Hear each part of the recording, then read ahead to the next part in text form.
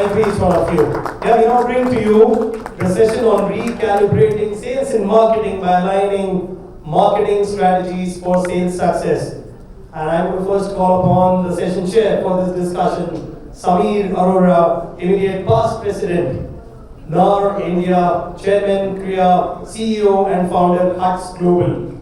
A veteran with 3 decades of varied industry experience, Samir has carved a niche name for himself in wealth creation for clients via various asset classes in real estate for both Indian and international markets. Let's put our hands together and welcome Samir Arora.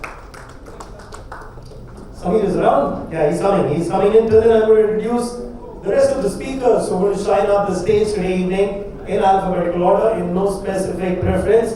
Please put your hands together for Arun Anand, the co-founder for Flow Reality, with experience of more than 15 years. Arun Anand, he's known for the ability to turn around some of the toughest projects in the country, deep knowledge of the market, ruthless pragmatism, hustle and impressive industry network. Let's put our hands together for Arun Anand, please. Samir, please come. Samir, we are waiting for you, and we are waiting for your applause as well. Samir, thank you for joining in. And now we're waiting for Arun Anand, the co-founder from Flow Reality. Arun, what took you so much time? I have come only to meet you today. Thank you, Arun. Next on the panel, please give a huge round of applause for Dhruba, Ghosh, EVP and Head Marketing, Provident Housing Limited, and Purva, a result-oriented marketing professional with 20 plus years of experience in banking, NBFC, insurance, and real estate. Dhruba Ghosh has a proven expertise in marketing, traditional and digital, both brand management, communication, internal and external, and business development. Dhruba, you are extremely talented and very kind from what I understand. Let's also give out for Karthik MB, Head Sales and Marketing, Vaishnavi Group. Karthik is a success-driven sales and marketing professional with over 20 years of experience in decisive roles across multiple geographies in India, with a clear distinction of being an enterprise business leader managing large teams for over a decade, currently associated with Tata Realty. Karthik, it's good to see you here. Let's also put our hands together for Rahul, Goyal, and welcome the co-founder from Realatte Ventures LLP. Rahul is a high-performing, strategic thinking marketing professional with more than 8 years of experience in managing marketing campaigns across all digital platforms. Rahul, we welcome you, and we would also like to welcome Virendra Singh Sood, the Chief Marketing Officer, Mantri Developers Private Limited, an accomplished strategic transformation and business leader in the real estate industry. Virendra's career spans over 18 years of having exquisite expertise in vendor management, digital marketing, international business, operations, P&L, accountability, strategy formulation, management, project management, CRM, brand management in the Indian and international markets across the globe. I am fallen short of adjectives to describe all of you, but I am sure the audience is looking forward to your session. Please settle down, and I wish you well as you spark a lot of interest in the future of the real estate industry. Thank you. Good afternoon, everybody. Wow, what energy. Good afternoon, everybody. Good afternoon. Okay.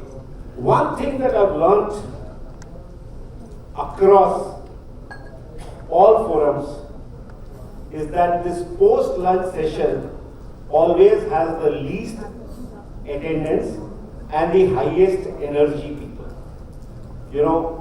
So I'm sure none of you would disappoint me in proving that it's high energy, because what you have sitting in front of you, these 5 gentlemen are from sales and marketing. They are the biggest experts who are going to talk to you, and that's the highest octane energy that's moving around.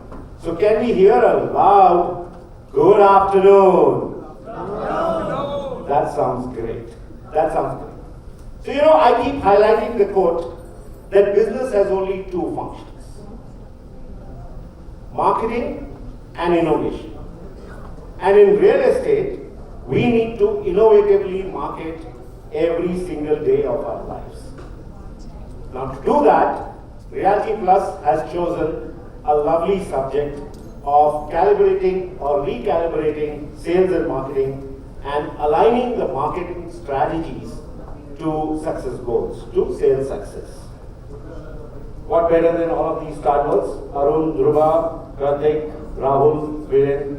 Wonderful to have you on the platform, and we will straight get going. So real estate is going to be a huge part of the India growth story.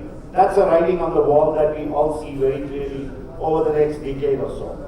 And we are absolutely fortunate to be living in that era in India. You know, but Arun, we will start with you. But before I start, you know, I remember when we talk about growth, 1979, a gentleman called Dhruba went to State Bank of India and applied for a 19 lakh rupee loan. Ladies and gentlemen, it's recorded that his loan was rejected.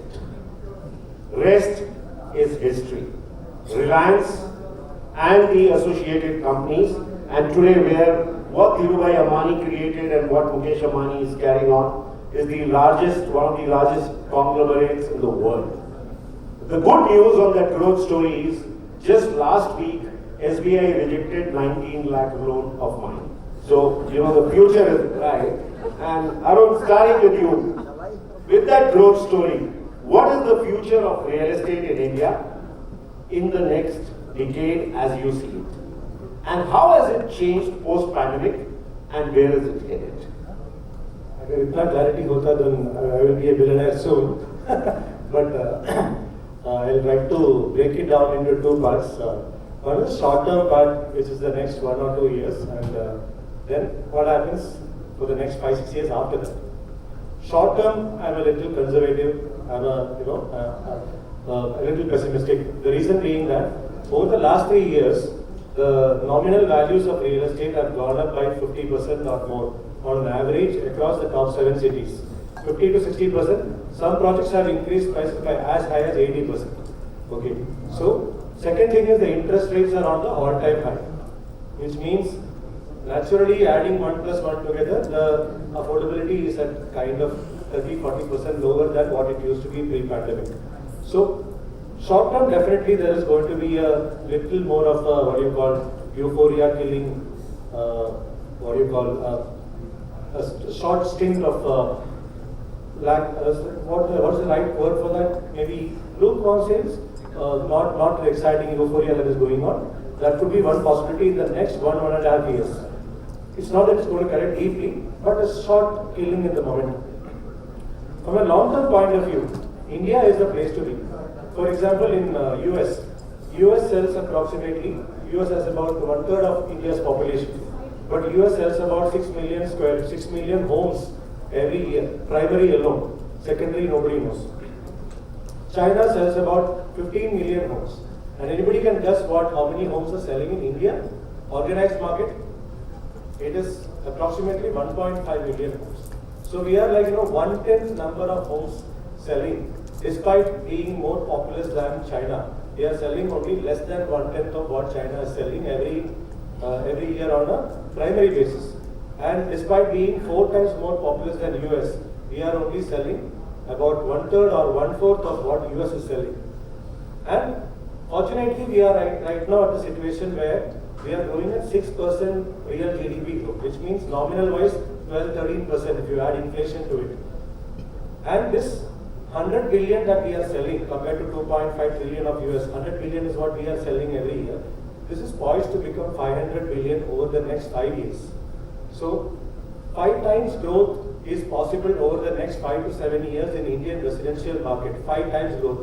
The market size is going to be 5 times, which means the people who are established today in terms of track record, in terms of brand, in terms of having the right teams, having the right design, the growth will be extraordinary for these people, which is the top 10, 20 brands that we see in every city.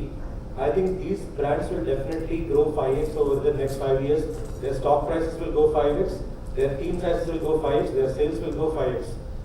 So the key thing that we need right now is how do we ensure that all of us in the industry, whether we are channel partners, whether we are allied service providers, whether we are developers, how do we weld ourselves to catch up this 5x growth that is happening in the industry over the next 5 years?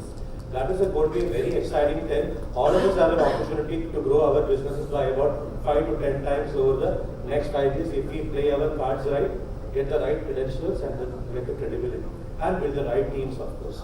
So, to summarize it in short term, I would see there is a blip. But if the Modi story, 6% GDP growth is going to continue for the next 5-6 years, then I'm sure it's a very exciting future ahead, even though the short term is going to be a little slow. So well said, and typically like a marketing man, keeping a little loophole just in case the targets are not met. So that was fantastic, Arun. Thank you so much. I'll jump over the queue, and talk about change. Actually, we all know change is the only constant we talk about, right? I've been married forever, and change is the only thing that I witness every single day in my life, and I'm sure so do a lot of you. So, and we learn from that change. So, Virendra, my question to you is, what is the impact of the changed real estate scenario in the sales and marketing as a function? And definitely the last 2.5 years have been a real cyclical change. I would though like to add up one thing. The reality index on the stock market, almost every stock is double of what it was last 6 months back. 80% to 100% jump. And I don't think there is a better indicator of where we are in real estate. So Virendra, over to you. I think our industry is almost equivalent to like marriage. Every day is a change. I mean, last 18 years of my career, I don't know, I think it's countless changes what I've experienced. The changes are basically because of economical, because of social, because of environmental. They have a direct impact first on the consumer mindset, what they are going to do and how they are going to take their decisions. It's basically impacting on the cycle. And in real estate, sales and marketing is one function which impacts largely. I'd like to recall one big change which has happened in 2005 when skyline of Bangalore was getting changed, and lots of G+18, G+20 story, G+30 story buildings getting introduced, and there was a technological change which has been bought in the market by the form of My1 and tunnel structure, and though because of more on technical side at the initial stage of my career. So I was being exposed to that change. Bangalore being a cosmopolitan market, we have experienced that many North Indians coming in and buying a property. And there you have red bricks home. And the biggest challenge was here, first the consumer to get adopted with, the concrete blocks. After concrete blocks, you are bringing a concrete walls. The biggest impact was convincing the home buyers to go for that. Multiple questions, probably, very, very generic questions like my home will become warm, it will be too hot. First of all, so high-rise apartments was what being adopted well in 2005. Electricity, as I remember that is facing the downfall into the sales transactions. I'd like to go back in 2009. There was a change in Dubai market, and the entire change was the economical shift which has happened. People have purchased home and they've just left their money and they didn't want to further invest. The larger impact was on the sales and marketing team. The impact was for the existing customer retention and maintaining the same prices what builders are selling in the market and identifying the new customer acquisitions during that point of time. 2009 was a market when India was quite aggressive, and there was a shift I have seen wherein the entire sales and marketing strategy has gone to Sudan, gone to Iran, and gone to Philistine market. And as a sales and marketing, you need to absorb that change. You need to adopt. You need to evolve. You need to actually define a strategy. Now, you don't have the similar kind. You cannot adopt the similar kind of strategies what you are using in for Indian market in Dubai. You really have to change the entire strategy. Communication strategy changes. Your approaches changes because the buyer behaviors are completely different. Most of the people have been, pre-COVID and post-COVID, they've been talking about. I'd like to share one of the major change because of environmental change which I have faced in my career in 2019. There was a Kerala flood. And I don't know how many people have worked in Kerala market at that point of time. I was lucky enough to be working there. From that. And the best part was there was a drastic change in the mindset of home buyers, wherein they were become more cautious, they have become more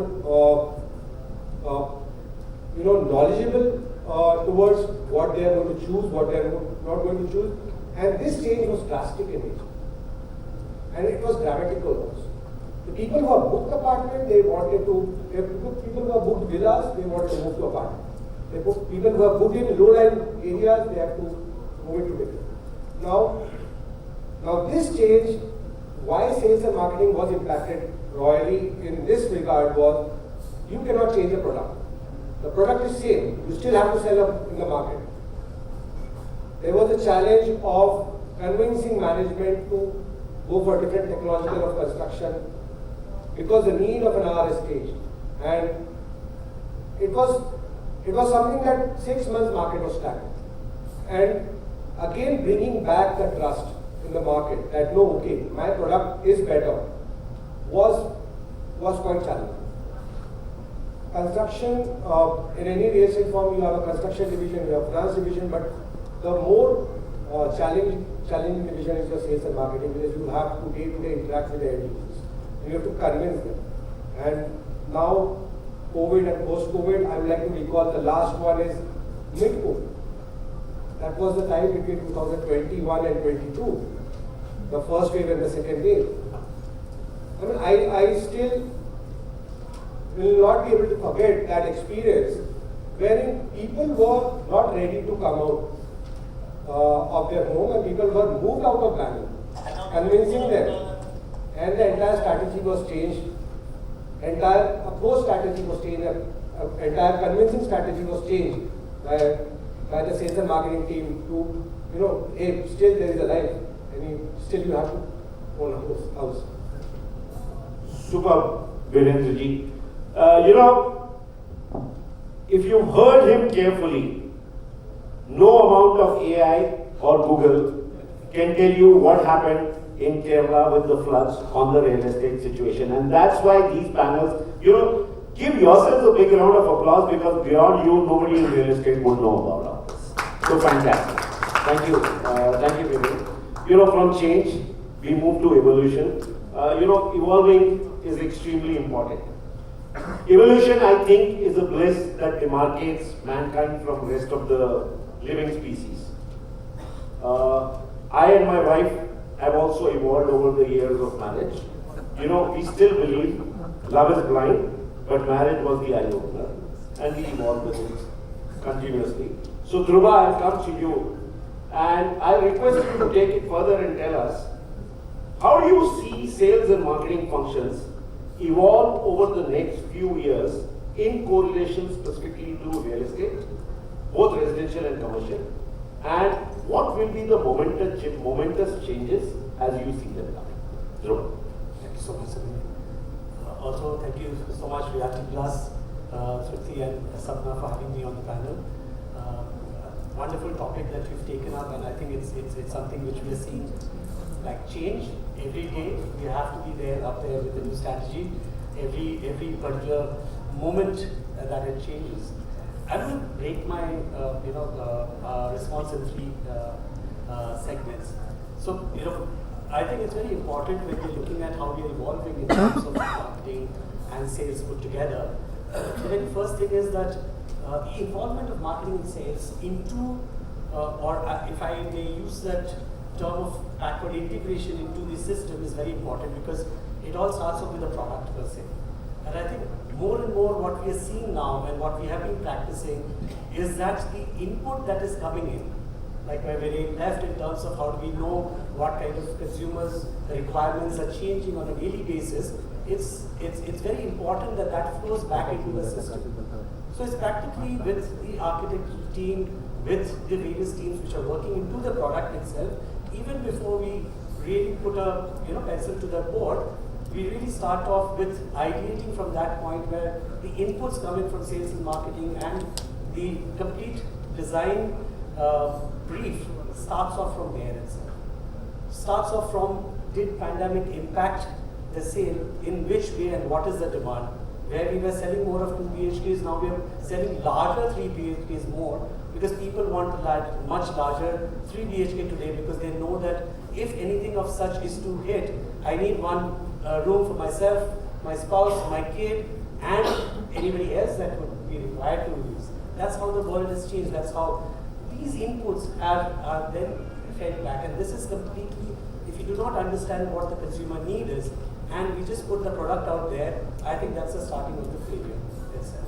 So I think that's where our first evolution in terms of how marketing and sales is actually contributing back into it. The second aspect is basically how we are adapting technology. Like you mentioned, none of these would have, the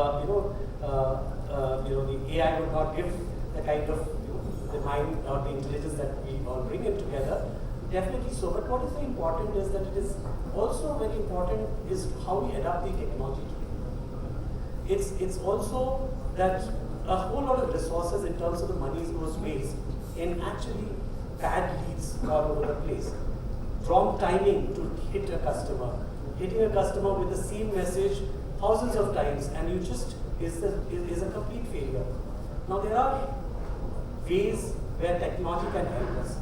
There are platforms which are getting built, and as we speak, we are implementing. And I think that's where we evolve to the CDP platform, where the customer data is actually consolidated, the integration of that customer data, and hence which email, which SMS, which WhatsApp, and have I sent an SMS after the customer has visited us, and hence what kind of a communication needs to go in, is very important in actually making the right kind of move towards a customer.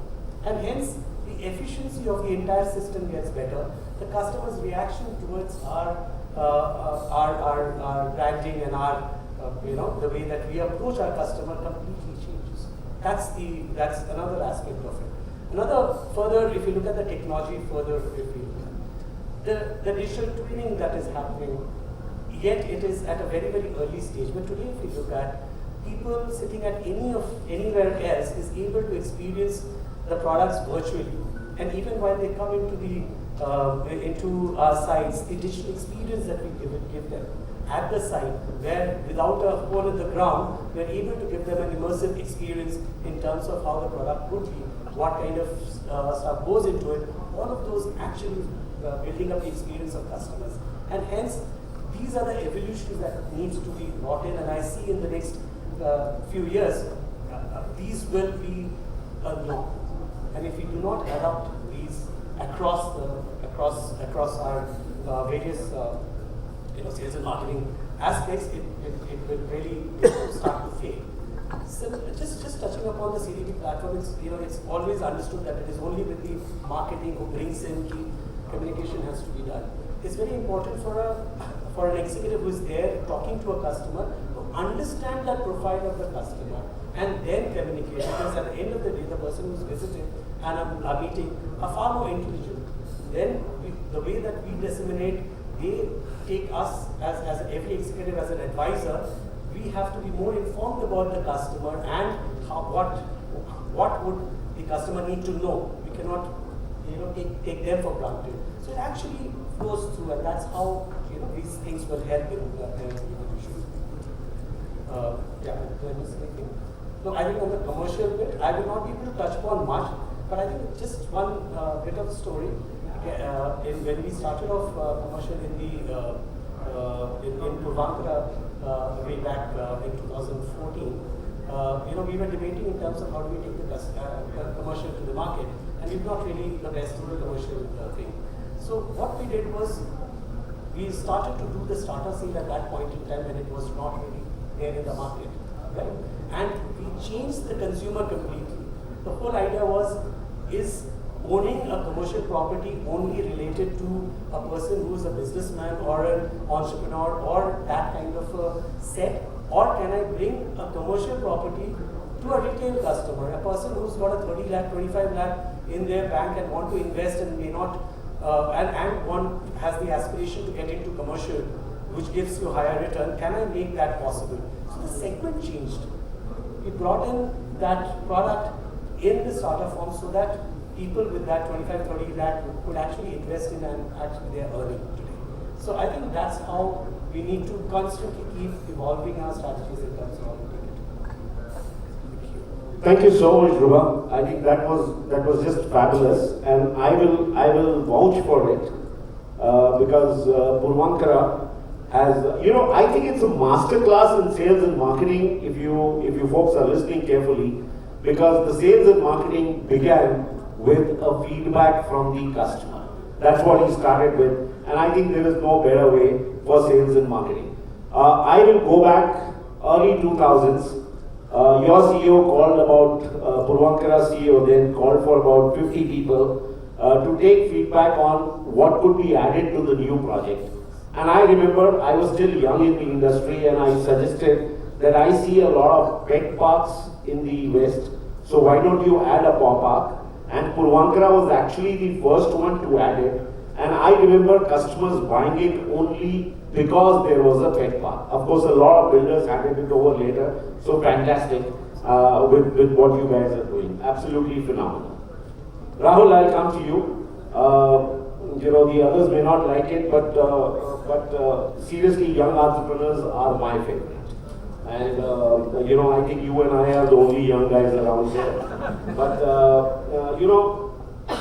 seriously, it's people like you who make us believe that India will grow leaps and bounds with the next generations to come.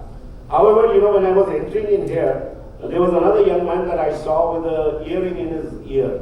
And my first reaction was, he is best prepared for marriage. I think young people who pierce their ears are best prepared for marriage, because marriage actually needs only two things. Number one, you should be prepared to buy jewelry as a guy. Second, you must be willing to experience pain. And I think he's already gone through both, right? So as an entrepreneur also, you go through it. So, what are the new age real estate sales and marketing tools that will replace the old, outdated models? And why is it important for all the industry professionals to adopt to the same? Sure. Rahul. Interesting one. So, I actually will pick up from a Purva left. So, digital is the next thing which is happening, right? And we have been seeing it from the last 7-8 years. But the adoption has been not to the extent it needs to be. Obviously, in tier 1 cities, we see that it to a very good extent.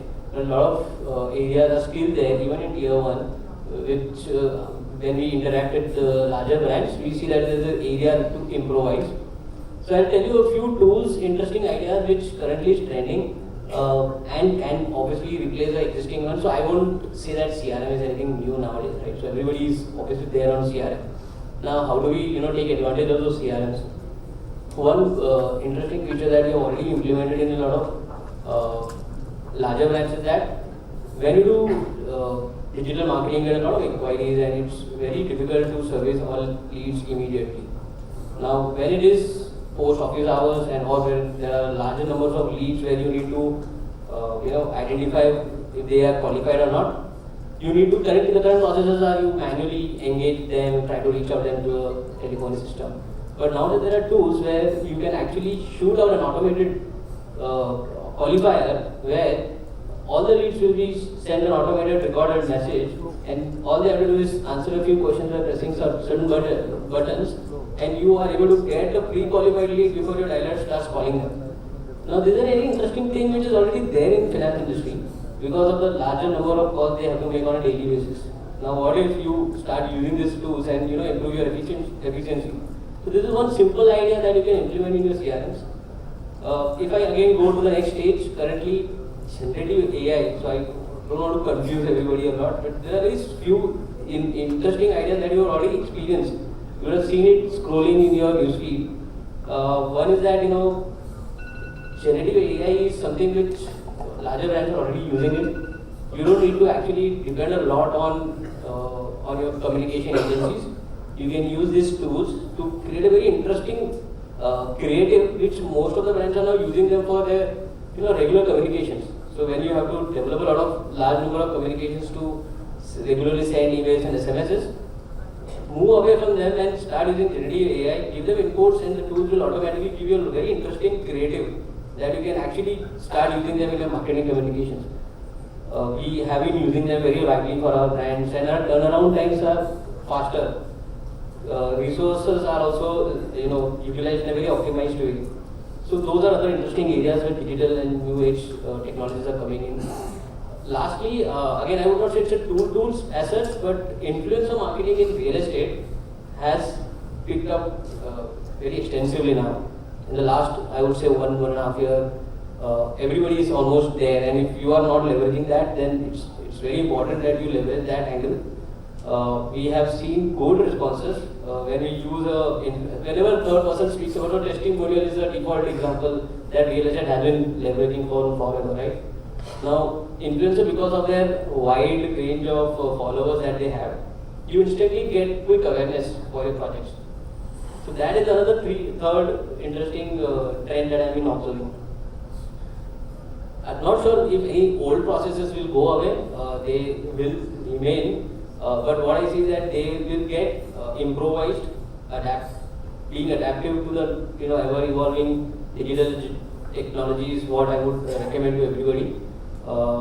Somebody who is not following that path, then definitely they will see a very the results will start falling, your efficiency will start falling. So there are 3-4 areas that I see as a trend which is shaping the digital phase now. Wow. Isn't that a favorite subject for Bangalore? Yes. Peter Drucker and the gurus of management taught me 3 T's of marketing and stuff. I think the 2 T's of Bangalore will remain technology and traffic, right? And that's what we grow with. But the moment we talk about technology, and that's how the whole IT industry boomed and grew, we talk of disruption. That comes in next. So Rahul, I'll continue with you, but before I do that, I want to also share with you and the audience, my wife actually disrupted my career. When I was younger, I wanted to become a stand-up comedian, but unfortunately I got married and she told me, shut up and sit down. That was the end of my career. And I realized one thing, my jokes are so bad that none of you are laughing. So, there came the laughter. And that was the only bad joke I cracked actually. But moving forward, they say disruption hurts, but I truly believe it hurts only the people who are not disrupted. It never hurts the disruptor. So I'll continue with you, Rahul, and say disruption is the name of the game, but what are the disruptions and disruptive mechanisms that you foresee in real estate sales and marketing coming through? Sure. So I generally am at the part of marketing largely. So in terms of marketing disruptions, again, very interesting thing which again never used in real estate, and I recommend if a larger brand or any brand who is interested to do is, currently you have a lead in a follow-up, right? So what you generally do is send them an SMS or an email. Now there are tools where you can use the AI to record a video message, and that video message will get customized to an input that you want to change in that AI entire video. So for example, if you want to create a video which says, hi Rahul, you had inquired in our project and we have been trying to call you at XYZ. So that customization, the name can be customized and the same video can be used for like thousands of customers to follow up. So you create one asset, and that same asset is being used for all your leads with a tailored communication. Now, these are very interesting tools which is already there in the market. how do you use them and who actually recommends you to do those is the only thing, right?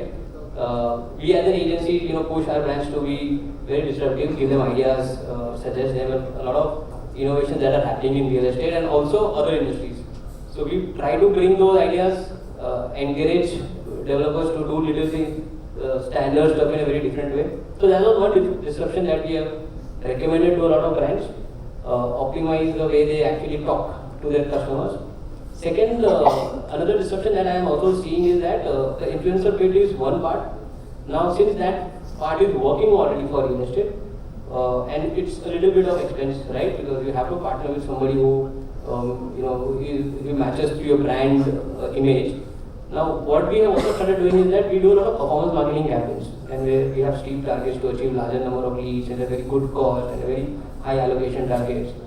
We have also observed that when we do a scripted shoot, which is basically an ABCD format of video creation, where you actually have only 10 seconds of attention span, right? Nowadays, when people are actually browsing content, you only have 5 to 10 seconds to grab their attention. So there's a video creation format called ABCD where in the first second you attract the customer. So you create a hook in the first 5 seconds. Could be that something like, have you seen the Bangalore traffic? Now this is the hook. So from there we take the customer to the benefits of staying in a property where all these issues are covered. Now this is a very interesting way of creating a video content, using them in the performance marketing. We have seen almost 50-60% of reductions in our CPLs, cost per acquisition, cost per leads.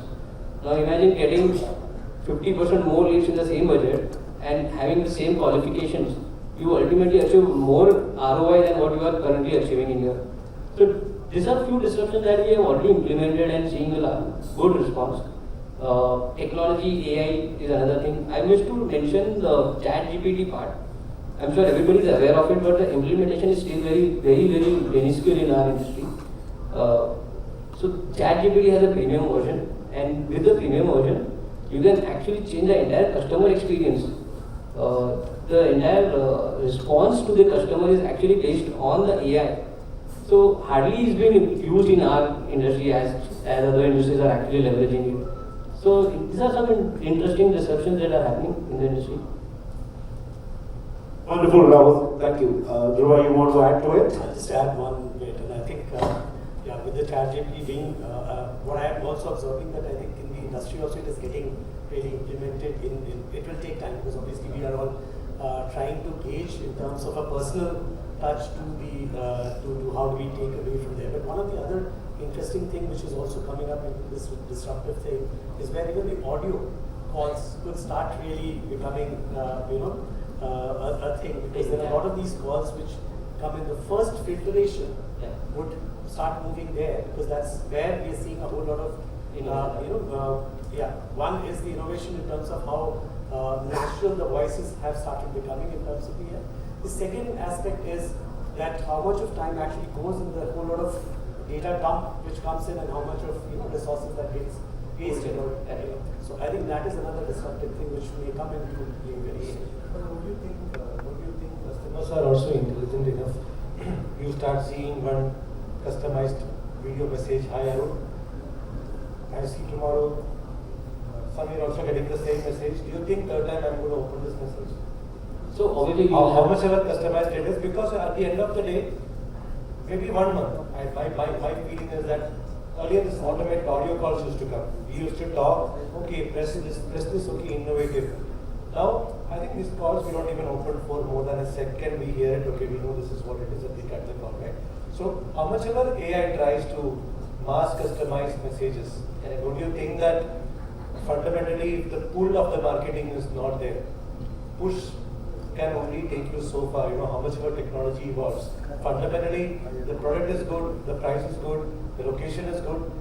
Customer will himself will come, which we see in some of the top brands that are selling, right? They don't use any calls, nothing. He was mentioning in one of his launches there were 2,800 people on a given evening, right? And that's happened without any technology. It's because the pull of the product, the power of the brand is what probably helps, right? Maybe for real estate, I'm a little pessimistic with respect to some of this customization. But for several other industries like an insurance, auto insurance, I'm sure some of these are very, very useful and cost effective. But real estate being a high ticket size, I doubt whether it will really. No, I think the application of such solutions is also important. As you rightly said, there are certain projects which will sell on its own, and there are obviously 90% of the projects which needs a lot of innovations and ways to market them. So we have to be very choosy where we have to use what. But obviously, if we don't try them, and we would not then actually know the benefits of using them in the real estate space. So that's my point. Amazing deliberation, gentlemen. And I can actually vouch for this that all of these gentlemen met just 3 minutes before the panel discussion. So this has not been rehearsed. But what you just saw was a disruption in these disruptive technologies that happen with a diverse opinion. But anybody, any stakeholder in real estate, one thing is true. If you look at the evolved countries and where we are headed right now, I think ChatGPT could be a passe with what Google is coming up with and things like that. Point is, we will have to continuously unlearn and learn if we want to keep a pace ahead with it. All of you might be wondering, and Karthik, my apologies that we're going around in circles but haven't come to you. But I kept you last because it's probably one of the most important tools of our lives. Technology is what we are talking about. But before we get there, I want to share with the audience that one of the reasons I realized everybody in Bangalore in the technology sector, in the IT industry is successful is because, they excelled in C++ and C++, whereas I kept getting only A+ in my college, and I got left behind. However, I have no regrets because I mastered Java in my college days, and I was very fluent at Mar Java, Mid Java in Punjabi. That was technology for me, and I still remain illiterate there. But Karthik, how will technology change the way sales and marketing functions in an organization? And how quick will be it's easy for somebody like a Rahul to sell technology because that's the business they are in. But how much are the developers, realtors, stakeholders adapting in, and how quick will be the adaptation from a consumer perspective? Karthik. I think the technology has already been, when you look at real estate as an industry and where, I'll take one of your classical example in terms of when we met first.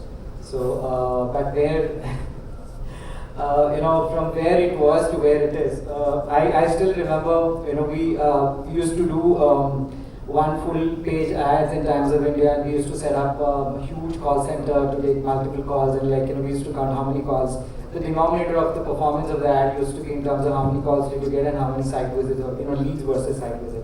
So from from there to where we are today in terms of sitting at home in pandemic and selling real estate, and which we literally all of us did, and we did exceedingly well. So technology has, as what everybody said, as what Dhruba mentioned, and as well as Rahul did mention, saying that, and you seconded it as well as it's a disruption. So what is an end result of disruption is growth or progress. So this is what happens. There is heavy rain, and of course there is floods, and what happens after that? So there's green shoots. So that's what is happening, and when customers and developers are left with no choice, do we adopt? As we as human beings adopt, and that is one of our best thing in terms of we adopt very quickly, and that's one thing which is very, very evidently seen in after demonetization in terms of the technology and the payments and payment gateways. And today we all, and today I had to remind myself to carry a wallet, and otherwise you carry your money on your phone to get. So having said that, today technology is imperative, and it cannot be. I don't think so. There should be a question in terms of how do we adopt with technology, but I think the situation is about how capable are we and how can we be more better capable in terms of working with cohesively with tech. So tech is not, it's not independent, but it's cohesive in nature. And as what I think people have already demonstrated in terms of how well we could work with technology, and I think that's the best way forward. You have information, and one thing which I would want to pick from what Dhruba said is like, we all claim to have about 60, 80 amenities, 120 amenities in a particular community, and which is larger the better. So, when you walk in, and if I do not know what you really like, and how do I pitch 120 amenities to you? You get bored, right? So how do I know what you exactly want is because of through capturing footprints of customers. How do we capture that? So there's series of it. So technology has it's cohesive, and we need it's better that we work together. And it's evolutionary in nature. So there's always a better way through it. Super. Thank you, Karthik. I think we're running a little short of time, so I request all my panelists to move forward and request the moderator to waste less time on jokes.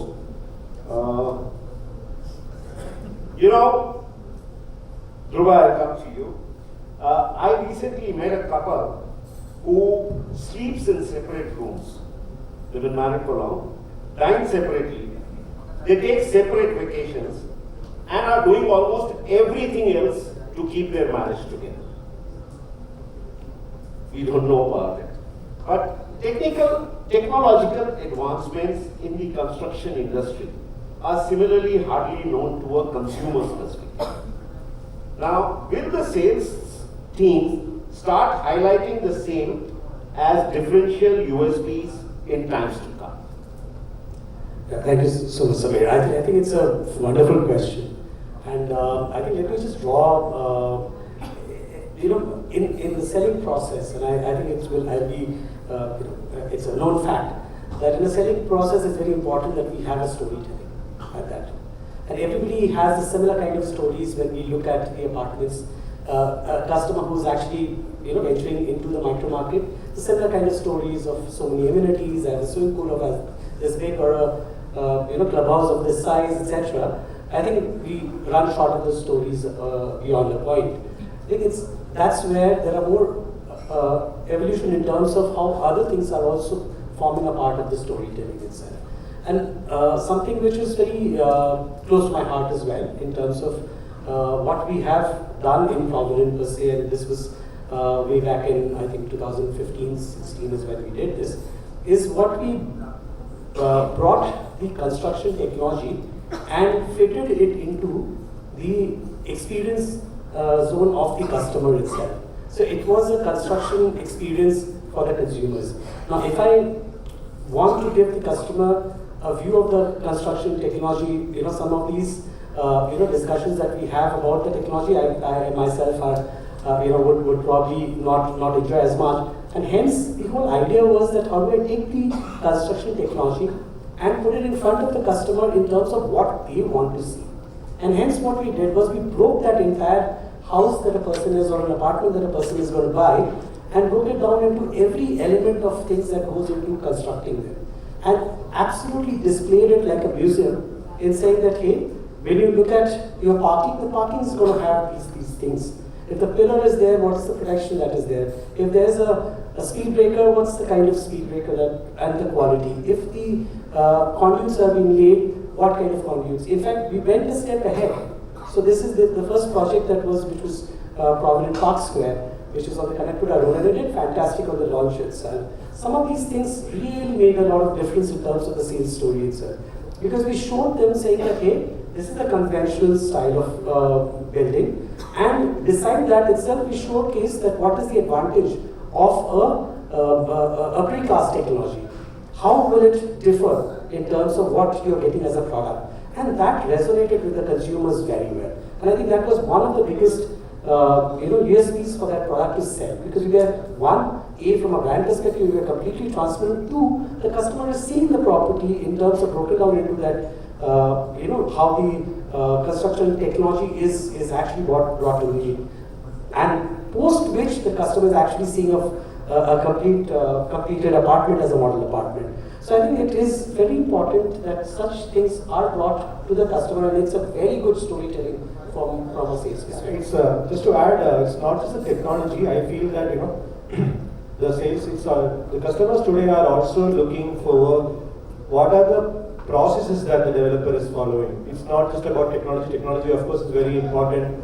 The faster, efficient technology, cost effective, how can it be repeatable, all these things are very important. But today's customers are also looking at, for example, what are the safety features that the developer is taking care? Okay. How is he responsible towards his own laborers? For example, one of the projects that we are selling at Realty is that we say that we take pride in telling every customer that there is a 15-member safety team at site who are taking care of the safety of the thousands of workers who are working in that apartment. Similarly, what are the quality PMC processes that we are following to ensure that the various steps of construction that are supposed to be followed are followed in the right manner? So it's not just about the construction technology per se, it's about the process and the precautions we are taking in terms of executing the project in a responsible way is also something that today's customers are very, very happy to hear about. And they prefer developers who have all these checks and balances. Thank you, Dhruba. Thank you, Arun. That was fantastic. Fabulous as always. Karthik, I'll come to you. The other day I saw a falling star. And they say if you make a wish, when you see a falling star, it comes true. So I made a wish to give me the power to understand my wife. I opened my eyes and the falling star went back and joined the original star. That's alignment. So my question to you is, consumer demand for end users is at its peak post-pandemic right now. But will the real estate investor also return big time to real estate as an asset class in the near future? And how will sales and marketing align to it? I think investors are already in. So, this is pertaining to what we have been doing and what we have witnessed individually as an organization. And when we do interact with fellow colleagues, so I'm referring specifically to retail investors, not institutional investors, and of course they are part of it. And there are few reasons why. I think post-pandemic, India still stands tall when it comes to capital appreciation and even rental yield. There are certain projects, where it can be a thumb rule, but 7% is very subjective because of very unique cases of that particular project. But having said that, and it's been resilient, and real estate in India is aspirational, and everybody would want to own one chat, as what we have been talking about. And the numbers, what Arun demonstrated in terms of what the sales are right now and where the sales would be, considering all of this, yes, investors are already in, and they would stay. Super. And that's like exciting times for us. So thank you so much, Karthik, for that. Arun, it's been a little bit of gap since I've come back to you with a question, but the flow was planned like that, unintended. I'll ask you a very important question, and I'm sure every realtor and broker present here would love to hear. Will sales and marketing evolve as further specialized arenas, and will the developers in India outsource it fully or more, or will in-house specialist teams be built to handle it? Arun. The right question to ask the wrong person, because I am in the business of outsourcing. But anyway, it goes back to the question of why I started the outsourcing business, right? So just ask us some questions to the audience. Which is the largest insurance company in India? Have you bought any policy from any LIC employee? Okay. Anybody else? Agents, right? Which is the largest car manufacturer in India? Murty. Have you? Is Murty selling any cars by themselves? So there is a on one hand, real estate is a localized business. Okay. On other hand, Today it is selling $100 billion. It's a very small number, right? Compared to 2.5 trillion sales every year of US. India is 25 times behind. We are at $100 billion. Now we have a lot of catch up to do. We have to become a $1 trillion sales in the next 10 years. It will happen, definitely it will happen. The way India is continuing. 10 times the sales has to increase over the next 10 years. Which means the developers, bigger or small, the main thing they have to do is they have to make this happen. So the thing that they have to focus is how do we bring large projects, large amenities, interesting design features, good, efficient, cost-efficient homes to the public. Okay, like the townships of 5,000, 10,000 apartment projects. In China, the townships are minimum 25,000 apartments. 25,000 apartments is when it's starting. In India, it's still between 500 and 1,000. So developers have to do what they are best at: conceptualizing, executing, delivering these on time, and they have to necessarily let go of the sales and marketing as an arm to the specialist, which is third party. So in Hyderabad, somebody else could be the good specialist who can sell. In Delhi, somebody else could. So for example, Purangar has already present in 6 cities, right? So it is impossible for a CMO or with all due respect, I was also from the same background, but I'm talking about the long term. It's impossible for one set of team to keep a tab of 20 different markets, 30 different products and keep delivering success every single time. Even if you're delivering on top of it, after 5-7 years, anybody, any normal human being will get outdated himself, will not be able to catch up with so many things that are happening in the world. So it's extremely important to have specialists. Today, Infosys and Wipro and all have become $100 billion companies by themselves because the likes of IBM and the likes of Microsoft let go of their need to develop technology on their own. That is the reason Microsoft is where it is today and Infosys is where it is today.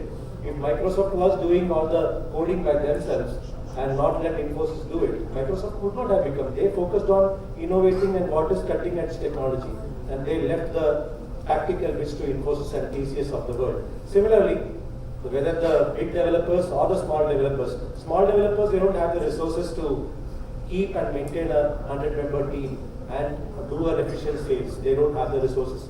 Whereas big developers have to let go and do let the specialists do the job. Super, fabulous. Virendra, I'll come to you with one last question, and then we'll have a rapid fire round very quickly for everybody, keeping this in time. So learning and education is extremely critical to growth.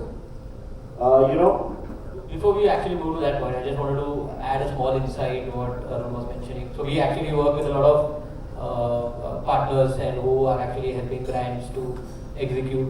What we have seen that when we work directly with brands, our site visit ratios and qualification ratios are much lesser versus when we work with partners like Flow or any other industry experts. So there is obviously a value add that you would generally see when they come into the picture, and they bring the efficiency. In a lot of brands, that efficiency is not overseen properly. So that efficiency is taken care with external partners. That is observed in our real cases that we manage digital per se. Normally the sales expertise also is something that they bring when they actually come. So that's a small insight I want to add. With a disclaimer that I'm also into outsourcing business, I keep saying developers start with develop, and that's what they need to focus in. Marketeers starts with market and marketing, and that's what they need to focus in. So we'll continue. Virendra, I'll come to you. They put a timer on me, so it's like a tick bomb, and I need to go fast. But learning and education is critical to growth. I've been married forever, and I learn from the Wi-Fi university, not the WhatsApp university every day. Trust me, I ate a paracetamol once, and I wasn't scheduled to eat it, so I called my wife and said, I've eaten it by mistake, what do I do? And she says, I'm not going to lose an opportunity, come home, I'll give you a headache. So, never lose the opportunity of learning is what I tell the audience and what I learned from there. So how important is it to continuously train and educate the industry fraternity on sales and marketing? And should there be now a sales rating mechanism in place in the industry. As the time is less, I guess, and I want to add something to the last point of flow reality concept. Owner's mindset is the key for any salesperson to achieve success, or a marketing person to achieve success. I don't know, people maybe show disagreement towards my thought that the real estate industry is still evolving, it's still immature. We are not ready with to digest the fact that we should have a trained salesperson, certified salespeople. We do have a marketing people with AI certification and this certification, but we do not have a sales certification per se. And I always struggle with sales team, particularly with the mindset of they are the owner of the products, and this has been missing out. We have been discussing about a lot of subjects about innovation and knowledge to the customer, new technology, information to the customer. These days customers are very smart. They know each and everything. Their information is on their fingertips. Sales people have to be more smart. And I have not came across in last 18 years any of the organizations, I'm sorry to say that, who are very, very focused in terms of training and quality towards the sales team.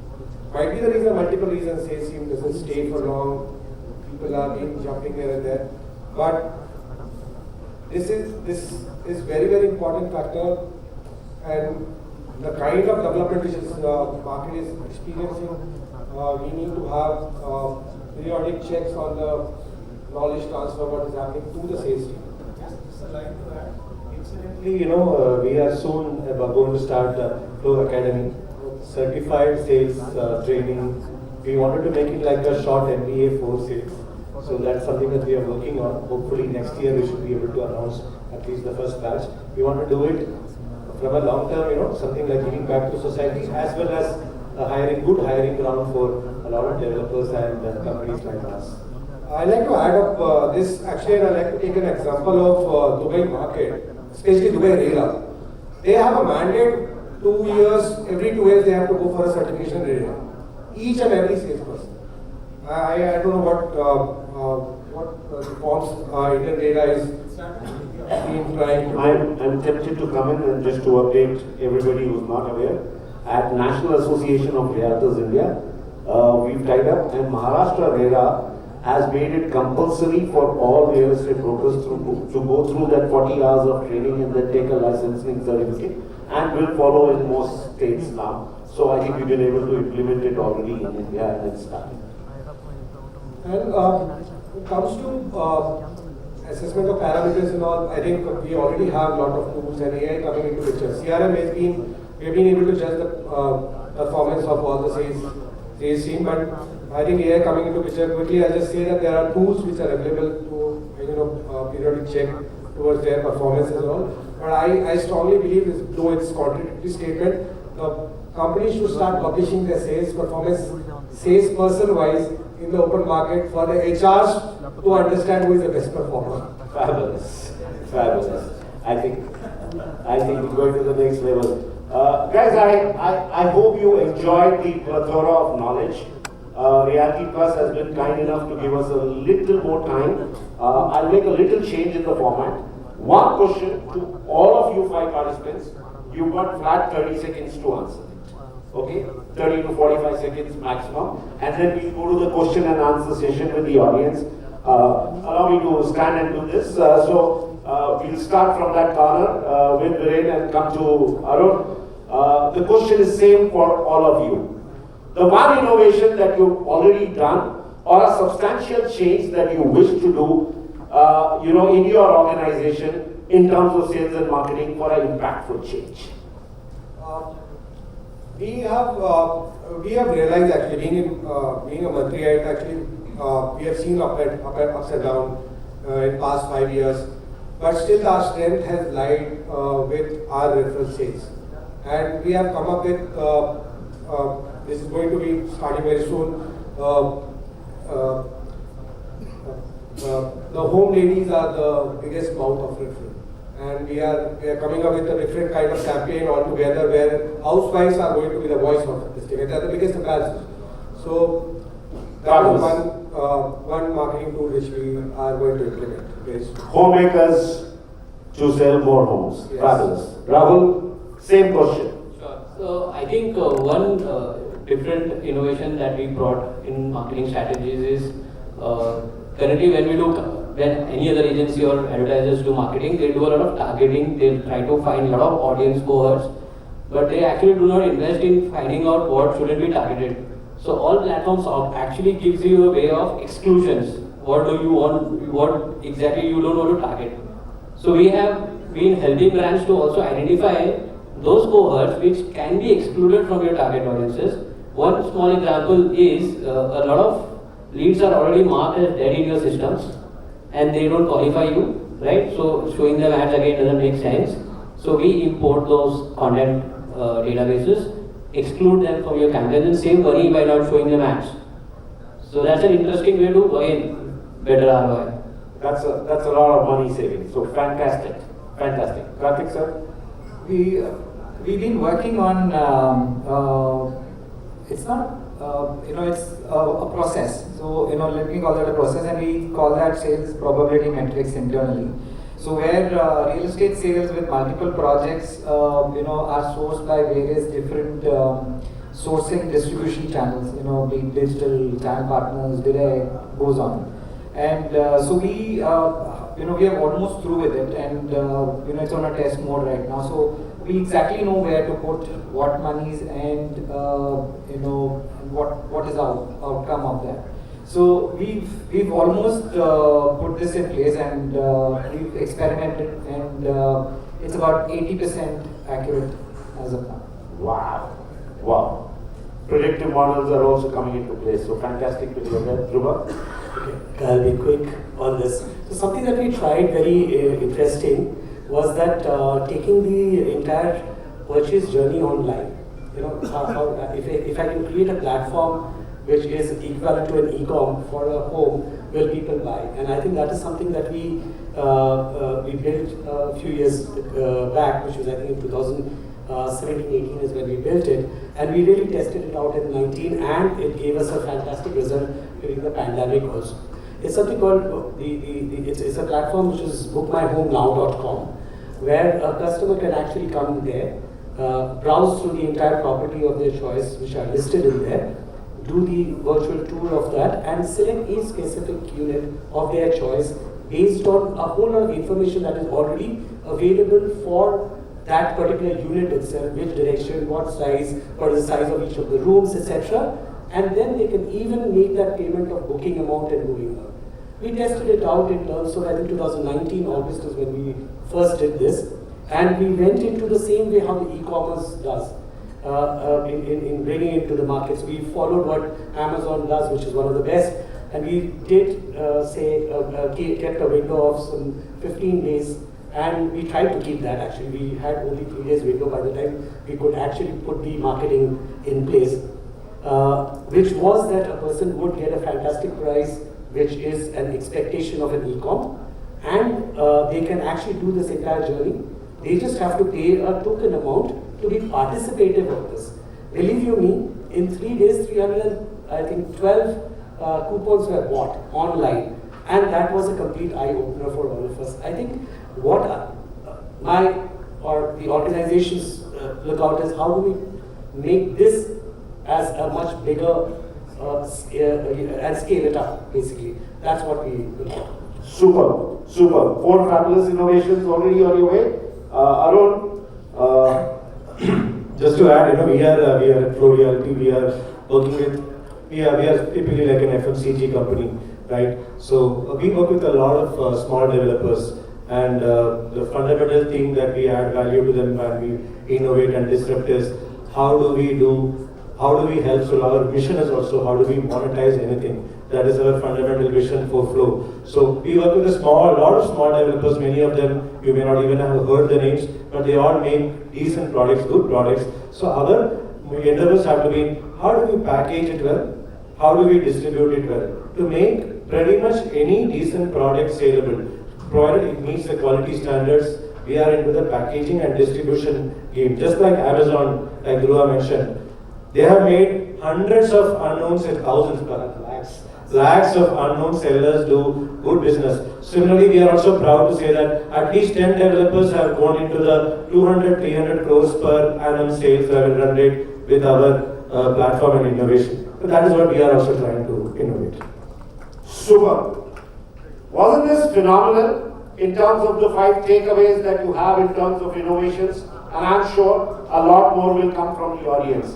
But before we go to the audience questions, can I request everybody in the audience to give a big round of applause to all our 5 panelists for sharing their knowledge.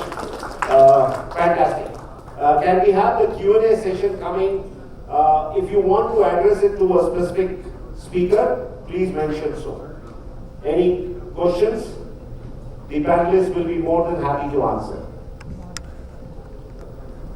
So Provident was always looking at 1 crore ticket size. You had a different marketing and sales strategy. When you suddenly shifted the gear and to double the product size, what was the shift in the sales and marketing strategy that you brought in? So I think he launched a product which is Greenscape, Provident Greenscape. Yes, I think where we are operating as a brand is a mid-segment per se. Now our range was from that 40 lakh to about 1 CR or just little above 1 CR. This product starts from almost 2 CR to 2.25. Yes, I think the shift that we really didn't have to do as much is because what our core proposition is that it's more of that value packed product is what we want to bring in.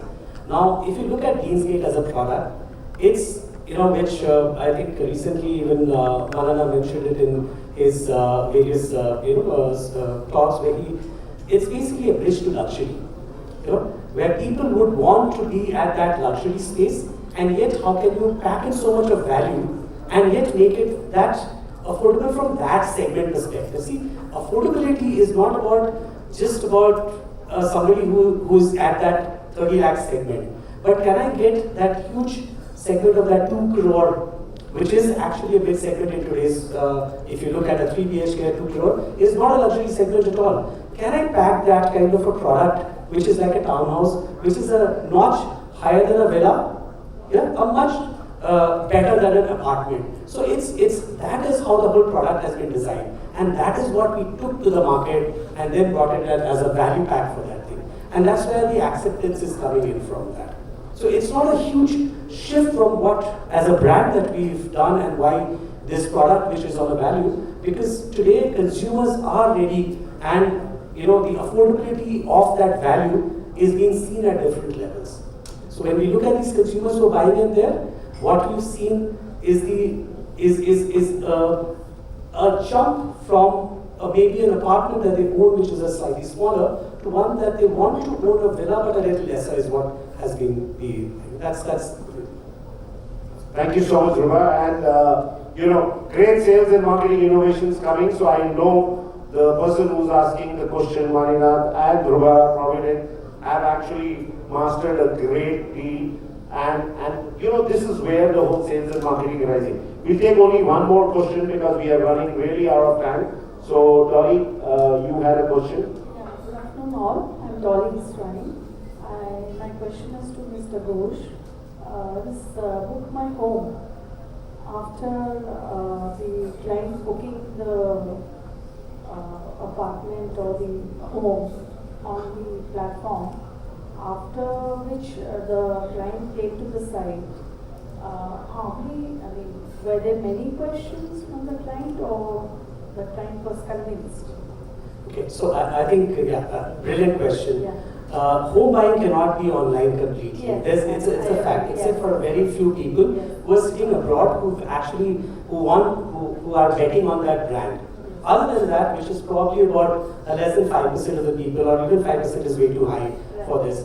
So all these customers who are, even when they block the unit, so the campaign that I mentioned was also with the guarantee that when they visit, and if they have, they will get back the money if they decline to move forward with that, because it just comes with that much more trust in terms of what they can do. But they get that first window of it. I think the whole aspect of this is not just, it's following the consumer behavior where they want to be, where people are moving into that, the transparency that they want to, because today if you want to go and buy a home, obviously, what is the number of units that you are shown? Vis-a-vis, if I open up my entire inventory to you and say, hey, you choose at your pace, at your scope. That is what we want to bring in terms of transparency, convenience, etc. And that is where we saw. The brilliance of this was not just that we booked 64 units out of that 300 odd coupons that consumers bought, and yes, they did the visit, but that same platform actually made the launch of another project completely successful in between the pandemic, where the entire journey was digital, entirely. Thank you, Dhruba. Thank you, Dolly. Gentlemen, for the lack of time, we will have to, all good things need to come to an end. So thank you, Arun, Dhruba, Karthik, Rahul, Virendra. Consumers are statistics, customers are people. And sales and marketing will continue to revolve around the customer. So revolve your world around the customer, and customers will revolve around it. Thank you very much, everyone. Wow, what a punchline to finish. I thought wife is the focal point. But what examples, what energy, and what enthusiasm with which you moderated this session. Thank you, dear Samir. I never clarified whose wife. Thank you, Samir, and thank you to each one of you who spoke about consumer buyer behavior, about getting into details, about getting into modern ways of penetrating the market, and wonderful, insightful session on the modern marketing for real estate. So I'm going to request all of you to kindly be right in the center of the stage, because I'm going to invite Puneet Bansal, the co-founder and chief product officer for our Dash, to kindly come forward and say a formal thank you and gratitude from all of us for being so energetic. We should have kept you after lunch immediately, right? But yeah, let's give them a big round of applause, please. Yes, please, to do the honors. Samir, thank you. Wonderful. Can we all give them a big round of applause? Each one of them deserves all the accolades.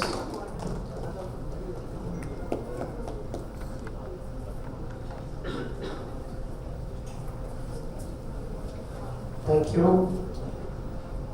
Congratulations. And thank you.